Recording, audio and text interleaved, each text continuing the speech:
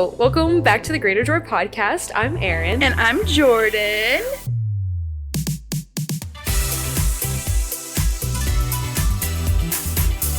Welcome back. It's a new day. It's another week. It's a big time for me because it's summer now for me. So I am a different person. The last few episodes we filmed like at wee hours and brain rot was happening. Yes. I genuinely was not like a conscious person. I was like, if you took a hermit crab out of a shell and like made it be able to speak, but just like still had hermit crab intelligence is what I was coming here with. Okay. I thought hermit crabs were smart. Definitely not. Oh, they're dumb? I don't know. Don't they do that thing where they like, when they like are changing shells, they like line up from biggest to smallest and they all are like, on the count of 3. Yeah. 1, 2, 3, go. They have a little like trading like conveyor belt.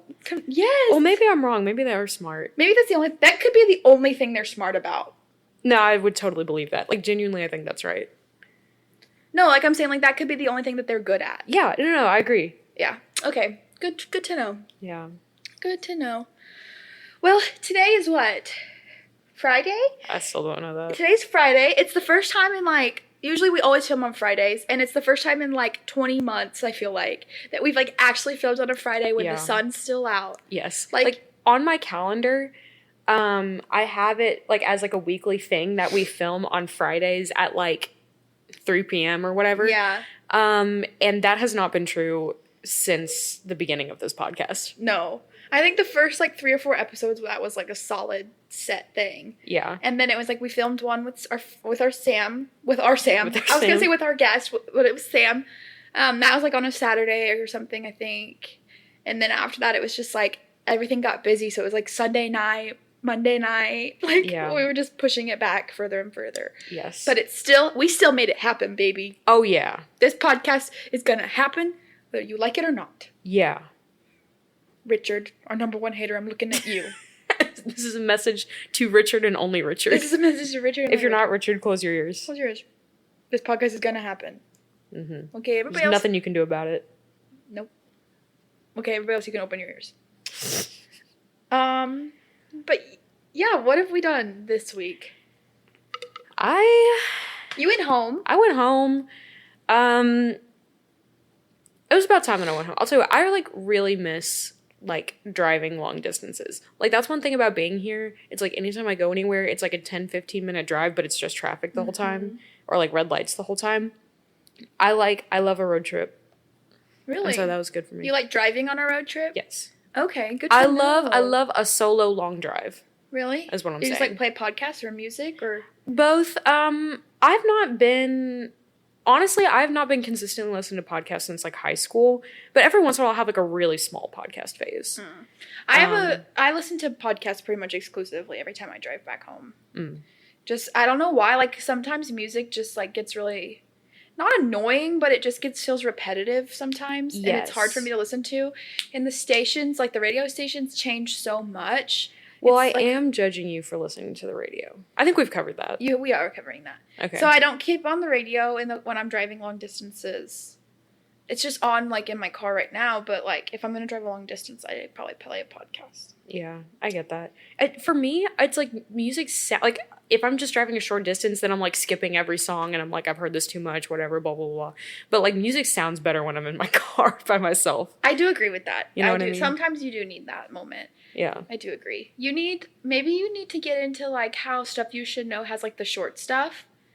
So instead of skipping every song on your short drives, you just listen to like a 15-minute podcast. That's smart. I know. I know. Here's the danger with that is that you run the risk of like, what if it's like just over that? Because then before you start driving on your short drive, you got to spend forever finding which one you want to listen to, which is a whole process. That's true. And then let's say it's like a 17-minute drive. What are you gonna do for those 2 minutes? Find another podcast? It's going to take that whole amount of time. You're going to have to like think to yourself and debrief the podcast. No. Do you talk to yourself while you listen to podcasts? Sometimes. Like sometimes I will like talk to them. I'd be like, that's hilarious. Yeah, no, like, sometimes I'm like, oh my gosh, like, because I listen to a lot of true crime podcasts, so I'm like, oh my gosh, what? Like, it's like, or I'll be like, me and Mitchell, when we're driving together home, a lot of times we'll like listen to stuff. If we rarely listen to stuff you should know now. Mm-hmm. We're mostly listening to like a crime junkie. But if we do listen to stuff you should know, sometimes we have to like pause it and be like, did you know that? Like, that's kind of like we like kind of talk about it because we get kind of excited. So I like that. It's kind of fun. But if I am by myself, I very much like feel like I'm engaging in a conversation rather than just listening. Even if I'm not saying it out loud, it's like in my head, I'm like, oh. Like in my head, I'm in a room with the podcast people and we're all having a conversation. Yeah, same. Like a psychopath. That's how I feel. Yeah. That's how I feel. Which is why we took the liberty to start our own podcast. Exactly. Now we are the people in the room. I've never processed it like that. Where it happened. The room where it happened. Okay, I'm about to go see Hamilton on Sunday. Oh my gosh. I'm about to go through the biggest Hamilton phase of my life. I can feel it coming. It's brewing. It's brewing up. It is so brewing. It's brewing up. I have like a Hamilton sweatshirt that's just like white and it says, it's like the Hamilton logo. And I'm like, should I wear that to the play? Should I wear that to the theater? You should. I don't know. It's Mother's Day, so I feel like I should like dress nice and like, you know, we're gonna take pictures. Well, like do your hair and makeup, but also and like wear cute shoes, but then also wear the Hamilton sweatshirt. Okay. You know what I mean? Okay, I will. I love that. Do you remember? This memory just came to my head. It was one time summer. I think it was the summer after I graduated high school. So you were going into your senior year, and we were doing something, but we were like a part of some sort of something, but we had like 2 hours to kill or something like that. And that was like our big friendship bracelet phase. Like all of our friend group were all making like those friendship bracelets. That was a good summer. And we were making them. Yeah, that was like the best. That is like genuinely my favorite summer of my life. Wholesome, wonderful summer ever. That was the best summer of my life. Like, yeah. Truly yes. Truly yes. We were just. I was on my biggest Hamilton phase because you and Ashley made me watch it. We would drive all the back roads with all the windows rolled down.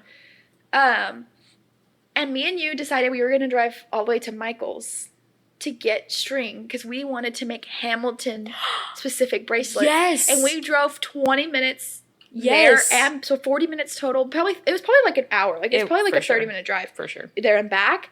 To spend 5 minutes in the store to get gold string to make Hamilton, like specific string, Hamilton colors. A total hour drive to buy like $4 worth of string. And we were in the store for 5 minutes and then we drove back and we spent the rest of the day making those bracelets and we spent the rest of the day like, I wore my king. Oh yeah. That's when like my wrist would be like completely covered in friendship bracelets. I'm like ready to bring that back. Let's make that cool again. Girl, I'm about to go sit by that pool and make friendship bracelets. Let's bring the Hydro Flask back and relearn how to make friendship bracelets. You know, Stanleys are very good for friendship bracelets. I can see that too. But I feel like the Hydro Flask is sturdier. Like it has a better base. So I feel like it's not as like the Stanley is probably going to fall over if I do too much. Oh, you did that with just standing up. Like the Hydro Flask is just standing up. Yeah, like I had that thing locked down. Like I had to be holding it. You hit your grippers?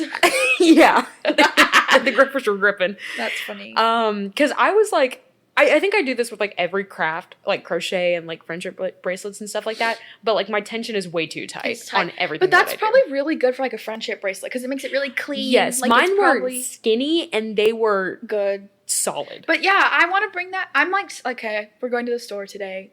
We're buying. I guess we have to. We have to go buy friendship yarn. I guess we have to. Darn. I think I have some. I have a little bit too. I have some from like a year or two ago. I was like, I'm gonna get really into embroidery.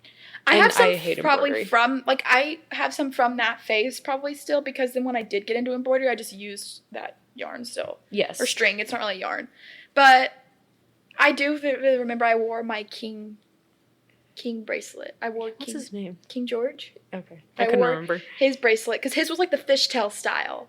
Yes. Because we spent hours, like, not hours, but we spent a long time, like, deliberate, like, okay, Hamilton gets this kind of bracelet because of this.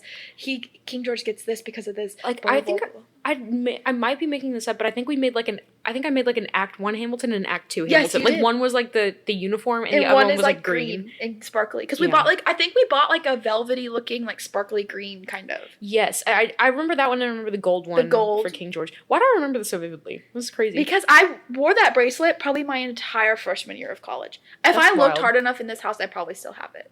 I definitely don't. I don't know where those things went. I have like a tendency where I can't get rid of anything. I had so many bracelets. Like my wrists were just covered in bracelets. I'm so serious. Let's bring it back.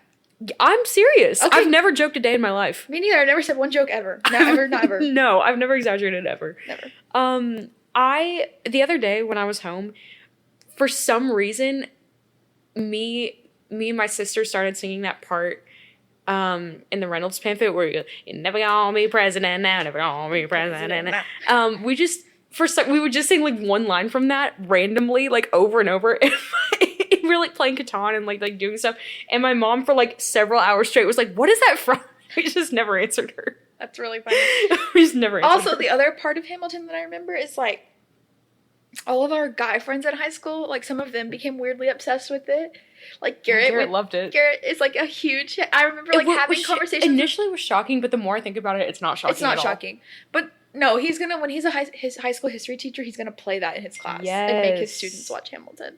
Yes, but I was also thinking through like I remember there was a scene specifically, and me and you we laughed at it a lot, where they're talking about like New York City and like the rat, like it's dirty and all of that, and there's these two little like background dancers that are like creeping like little rats. I don't remember this. And me and you, like, I remember we would be like in the lobby at church or something, and we would go, the rats. I do.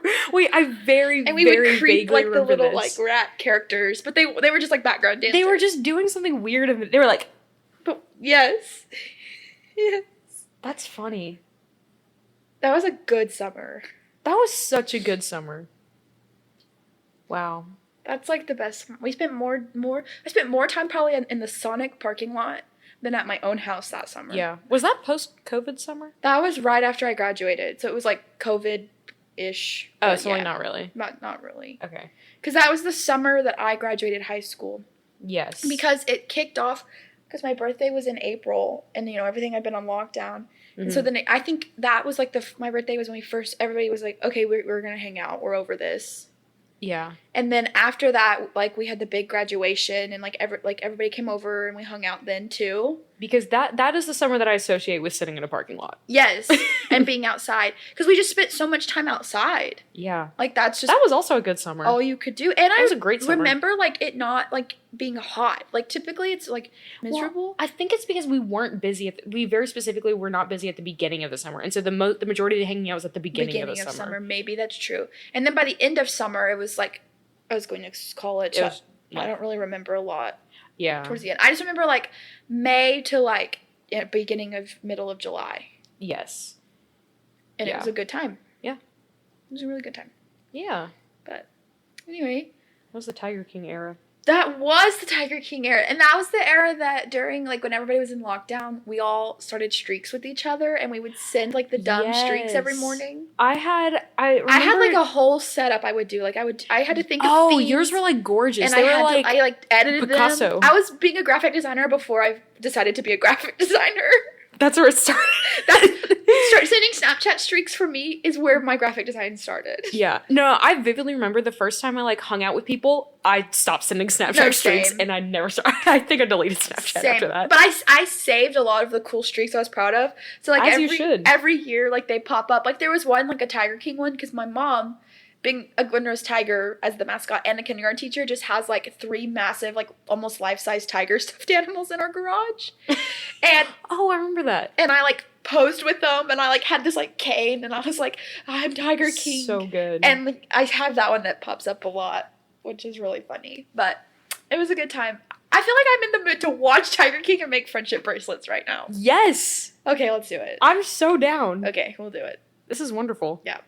That sounds really good. And Ashlyn's going to be in town, so we can make her do it with us. I'm so excited. I'm so excited. It's the best. It's summer. It is summer.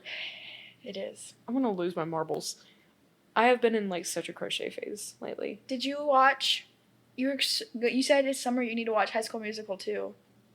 Yeah, but, like, summer's already started. That was, like, a mood that I was in, like, as summer was starting. So but now it it's not starting. It has started. And so I can't watch... High School Musical 2 is, like, during summer. I know, but the beginning. I'm talking about, like, the beginning of it when they're like, it's summertime. We'll just skip it. Oh, wait, no, that is what's the time. Here's the thing. No, High School Musical 2 is the exact time you're in, because our friends just graduated. Yes. Like, school's just letting out. Your sisters and mom are still in school. That is true. Like, it's the time to watch it is now. That is true. Maybe we should watch High School Musical too. We have a lot of here's the things thing. we need to watch. I'm always in the mood to watch High School Musical too. Don't get it twisted.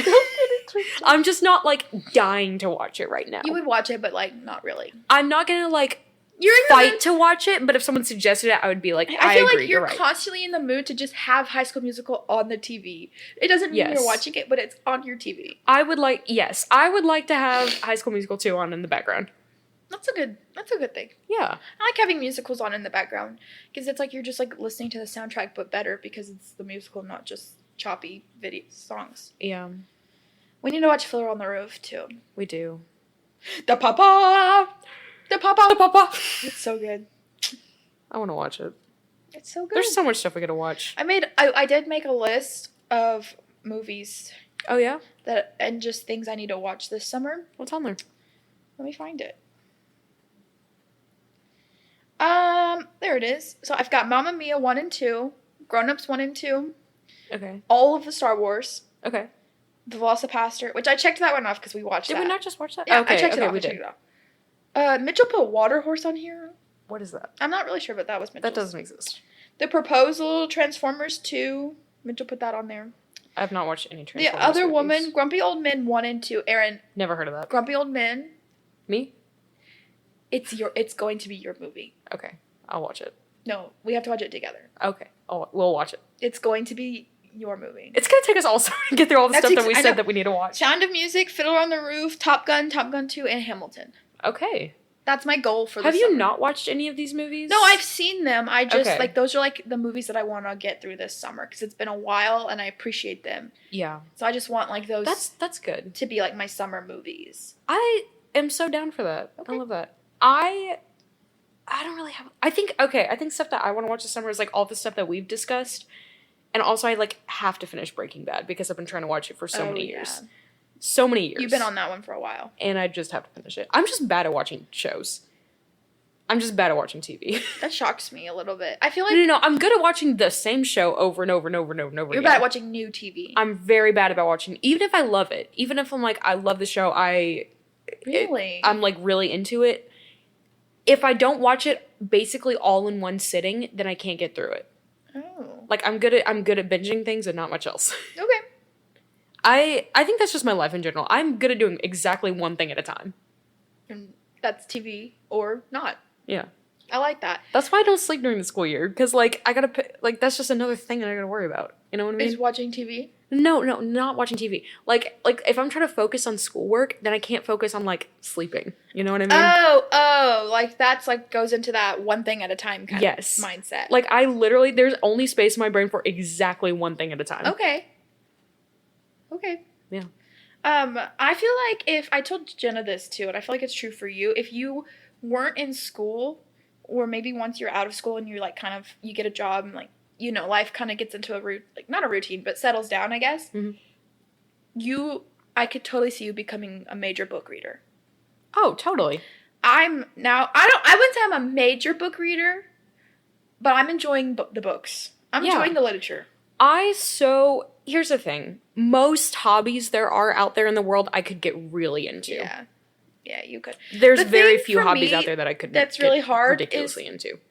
The hobbies that I have gotten into, which are like hobbies that I feel like you would be into also, are not fast hobbies.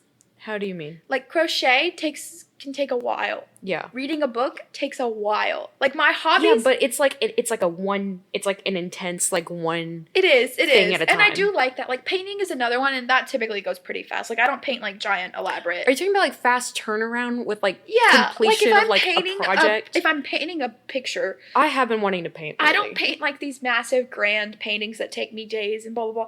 I usually sit and then like I take like an hour and I paint a couple paintings and I like I do it for more of just like fun now. Like it's not really like I'm not like really focused on it and trying, Yeah. So painting is like a fast turnaround hobby. Like quick, I get a reward. I get my painting done quickly. Yeah. But like reading a book, I started this book. It's sitting on the couch. It's called All the Lights We Cannot See, and it's so good.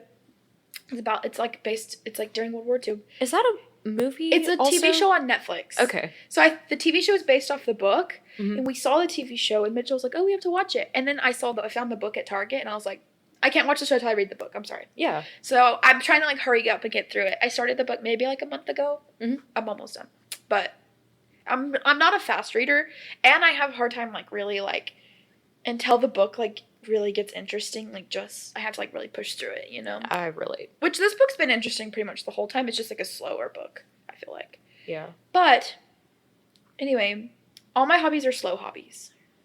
Do you think like I'm trying to think because like lately what I've been like really into is like Stardew Valley, which is like the little farmy Minecrafty game. Is that a fast hobby or a slow hobby? That's a slow hobby. Okay. A fast hobby would be like Papa's Pizzeria. Okay. Because also I could get into that. Yeah, you could. You could own all the Papa's franchises. I did in my childhood. I did complete Papa's Cheeseria. Like I 100% of it. I didn't know you could complete those. You can. Oh, you did it. It takes a lot of time. But we know this about your personality though. Like you are the loyalty personality. Like you like. I've also completed Stardew Valley. Yeah, multiple times, right? Once. Okay, once. But like you're the type that like your personality when we did that personality test, like you are like you're a loyalist kind of. Like you pick your people and like those are your people kind of thing. And so like I can see like that same kind of mindset with like games. Like you're not gonna hop around or like hobbies. You're not gonna hop around and like you want something that like you can commit to for a long time. Like I'm not a big like I don't really play video games. I just play Stardew Valley. Yeah. And Papa's Cheeseria. And Overcooked. And Overcooked. Yeah. That's a fast turnaround hobby. Yeah, that is. But anyway. Anything else before we... Oh, I don't know. How long have we been... I'm not sure how long we've been going. No, I have no concept of time right now. Me neither. Also, look at this. What? My mic has been broken. Can I? Yours is twisted on. Don't unplug it. It'll stop recording you. Ah, okay. No, mine has been broken because it like stripped the screw in here. Oh no. But if you would prefer to hold your mic, we can take it out of there. I don't know if I would. Podcast. I think I want to hold it, but I think as soon as I did, I would be like, okay, I'm over this. Yeah. It's kind of fun to hold it. It seems very fun to hold it. It's just that I would accidentally not hold it close to my face at all. You know what I mean? Well, Mitchell said if we put it too close to our face, that's bad. Yeah, I don't trust myself to put it at an appropriate distance. I want to put it like right here. No, the temptation it has for me to not literally stick my face in this microphone every time. Same. Like I want to be like, I'm not going to do it, but I just fully want to stick my face in this microphone. Well, the good news for both of us is that we use the same mics every episode. Like we're not like switching. Like that mic is always on that side and this mic is always on this side. Yeah. So the good news is like if you do put it in your mouth, like we're not going to like both put each other's mics in our mouth. You're only putting your mic in your mouth. That's good at least. Yeah. If that makes you feel any better. I guess it does. But, okay. Well, I guess we can start to wrap up for today. Let's do it. But I have been doing this like devotional on like anxiety and just like racing thoughts and that kind of stuff. And so I just wanted to read some of what it said on here. Real quick, but it has like it talks a lot about like we all have anxieties, we all have these thoughts, and like one of the statistics it said was studies show that about 97% of the things we worry about have no grounding in the reality that will eventually unfold. So like 97% of the things that we think about are probably never like worry about are never going to happen. Yeah, probably. I believe that. And it's just like it like goes into say that yeah, we still all face anxieties and they all feel really real and valid, and like it feels like our fears are completely like logical and are valid, right? Mm-hmm. And like a lot of times like I can catch myself like I just spiral and I think about like dumb stuff, and then like the spiral makes me jump into other things and other stuff. Yeah. And so then I was reading on, and what it said, this is the part that I love that I'm quoting directly from here. It says, "But the awesome, soul-freeing truth is this. God knows every one of those facts. He understands our worries, and he knows in everything about them. He doesn't dismiss our anxiety, and in fact, his word says that he perceives our thoughts from far," which that's like the verse that we talked about in our last podcast. Mm-hmm. And then it says this, "If he didn't value our thoughts, he wouldn't pay such tender attention to them. If he didn't care about our concerns, he wouldn't incline his ear towards our cries. If he didn't regard our emotions as important, he wouldn't invite us to cast our anxieties on him. His thoughts towards us outnumber the grains of sand. He is our ever-present help in the midst of our troubles, and he reminds us that we are more than conquerors through him. And I just like I loved like reading through that. I was just like, it just makes me smile, and it just like, I don't know, like God's so sweet to us to like care that much. And like one of the things that it says, if he didn't care about our concerns and like he wouldn't incline his ear, if he didn't regard our emotions as important, he wouldn't have invited us to cast our anxieties on him. Mm-hmm. And part of this, I'm reading like another book about like untangling your emotions, and like some of the stuff that this book talks about is just saying like emotions aren't necessarily bad. Like God gave us emotions for a reason. Yeah. And like, so like anxiety is just part of like untangling that. Yeah. And like God cares and like leans into us, and he cares. Yeah. That is good. I haven't really heard that put that way. Yeah. Like specifically with like emotions, because like I know like at least for me in the past, like I've kind of had this mindset of like, oh, like any emotion is like all these emotions are like irrational and like wrong and stuff like that. And a lot of times your emotions are irrational, but like so many things in life, like God gave us all of these like big and complex emotions for a reason. Yeah. And a lot of times that is, I don't know if this is the right way to put it, but like corrupted or like perverted by like the world and like our own sin. Mm. But they're not inherently bad. You know what I mean? Yeah, and that's like the whole point of this book that I'm reading. It's really good. It's by Jeannie Allen. It's literally called Untangle Your Emotions. Yeah.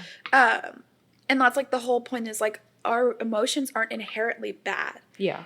It's just that the world is broken and we have the wrong coping mechanisms with our emotions, and that we don't know how to handle them correctly. Mm-hmm. And so then kind of like that kind of then can lead into anxiety being worse. Yeah. Not knowing how to like format those emotions. And so it's good. And something else that I just love to think about too, just that I've kind of been processing through all of this, is like so many of the best moments in life were so good because your emotions in that moment. Yeah. Like you wouldn't have these mountaintop amazing moments if we didn't have emotions. Yeah. And so, yeah, I like it. Yeah, that is good. That's a very, very good reminder.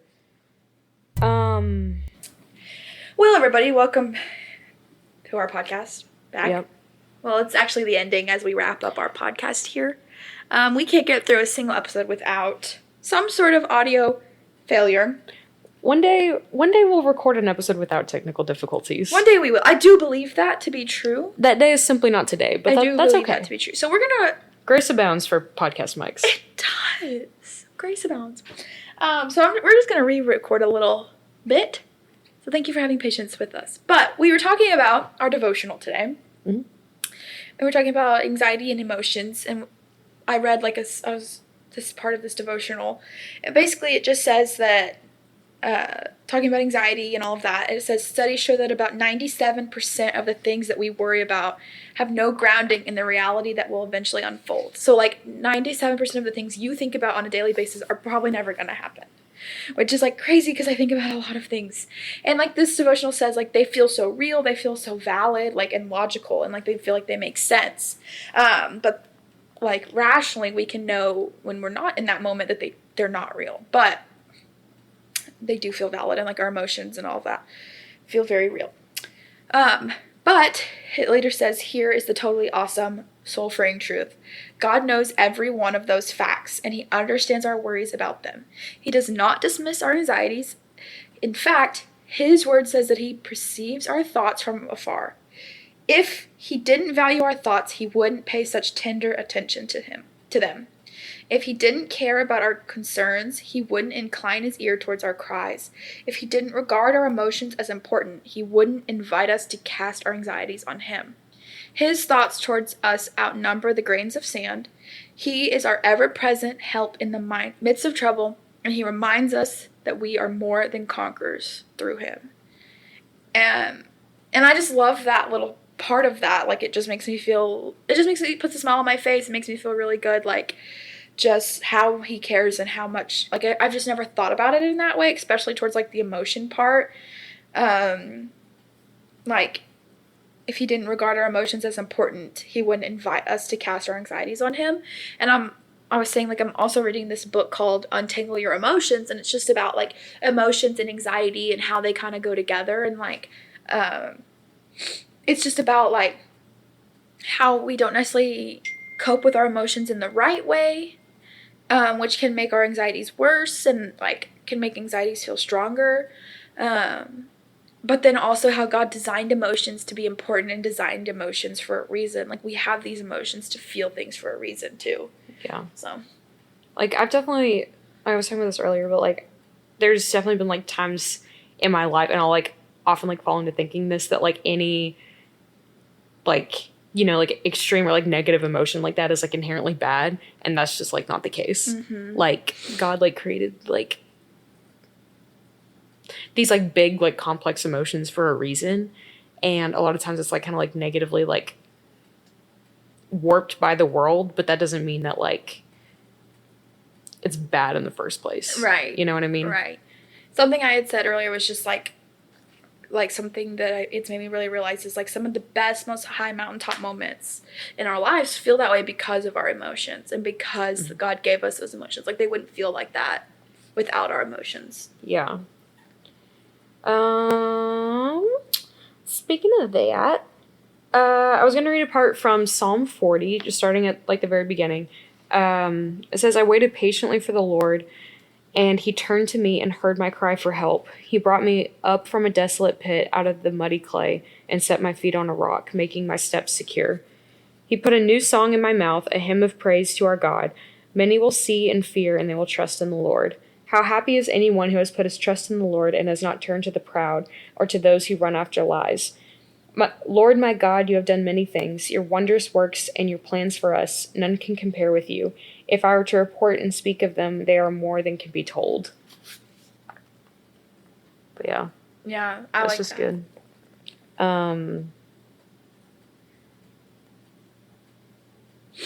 Yeah. And a lot of, like, what it says, like, to those who, like, run after lies is something that I kind of associated a lot with, like, those, like, anxious thoughts and stuff. Mm-hmm. And, like, returning to that. You know what I mean? Yeah. I feel like, because, like, they said, like, 97% of those thoughts aren't true, so they're lies. Like, they're probably not going to come true. They're lies that the enemy is twisted, or even just, like, our own selves have been twisted because of the brokenness in this world. And, yeah, like, I catch myself clinging to those and worrying about those and clinging to that so much more than I do the real truth that the Lord has, you know? Mm-hmm. And so it's kind of just, like, it's comforting to know that even though I do cling to those, he values our thoughts. If he didn't, he wouldn't pay such tender, I love, like, the tender attention that it says to them. Like, he does, like, lean in towards us in those weaker moments. Like, he does lean in towards us during those moments of biting into those lies. Yeah. Like the end of Psalm 40 says, let all who seek you rejoice and be glad in you. Let those who love your salvation continually say, the Lord is great. I am oppressed and needy. May the Lord think of me. You are my helper and my deliverer. My God, do not delay. Which, that I feel like is so just, like, hopeful. Mm-hmm. Like, he is there and listens to, like, all of that. Yeah, totally. I totally agree. I love it. Yeah. Yeah. Well, on that note, I'll see you next week. Bye!